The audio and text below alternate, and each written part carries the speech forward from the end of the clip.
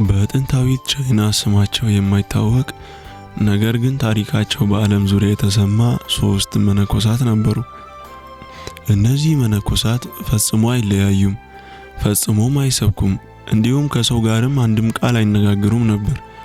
ስራቸው አንድ ብቻ ነበር፣ መሳቅ። ግን ለምን? ይህ ሳቅ በስተጀርባ የያዘው ታላቅ የህይወት ሚስጥር ምንድነው? እስከ ቪዲዮ መጨረሻ አብራችሁኝ ቆዩ። የመጨረሻው ትዕይንት ህይወታችሁን ሊቀይረው ይችላል።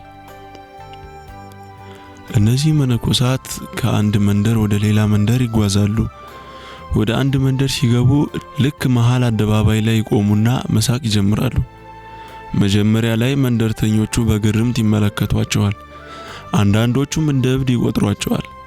ነገር ግን የሳቃቸው ጥረትና እውነተኝነት የማይገታ ነበር። ቀስ በቀስ በዙሪያቸው ያለው ሰው ሁሉ መሳቅ ይጀምራል።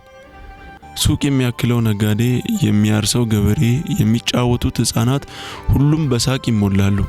መላው መንደር በደስታ ሲጥለቀለቅ መነኮሳቱ አንድም ቃል ሳይተነፍሱ ወደ ቀጣዩ መንደር ይጓዛሉ። ለእነሱ ሳቅ ብቸኛው ጸሎታቸውና ትምህርታቸው ነበር። ከብዙ ዓመታት በኋላ ግን አንድ አሳዛኝ የሚመስል ነገር ተከሰተ።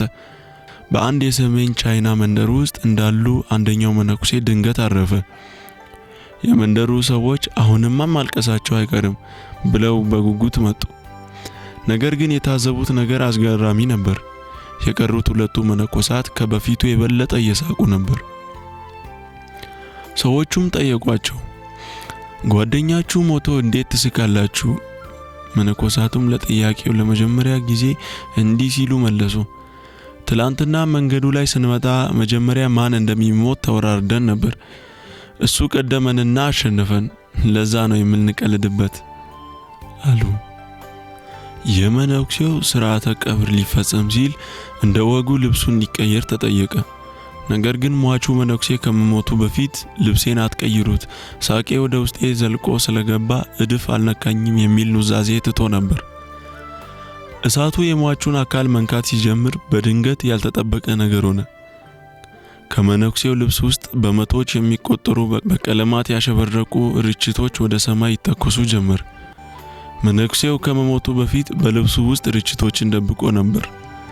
መላው መንደርና መነኮሳቱ በአንድ ላይ በሳቅ ተሞሉ። መነኩሴው እስከ መጨረሻው እስትንፋሱ ድረስ ለዓለም የሳቅ ስጦታን አበረከተ። ወዳጆች፣ ህይወት አንዳንድ ጊዜ ከባድ ልትሆን ትችላለች። ነገር ግን ልክ እንደነዚህ መነኮሳት ህይወትን እንደ አንድ ትልቅ ኮስሚክ ቀልድ ማየት ከቻለን ምንም አይነት ችግር ደስታችንን ሊነጥቀን አይችልም።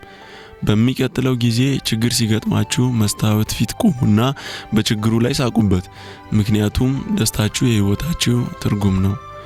እንዲህ ያሉ አስገራሚና አስተማሪ ታሪኮች እንዲደርሷችሁ ቤቱን ሰብስክራይብ ማድረግ እንዳይረሳ። እስከሚቀጥለው ቪዲዮ ድረስ በቸር ቆዩልኝ።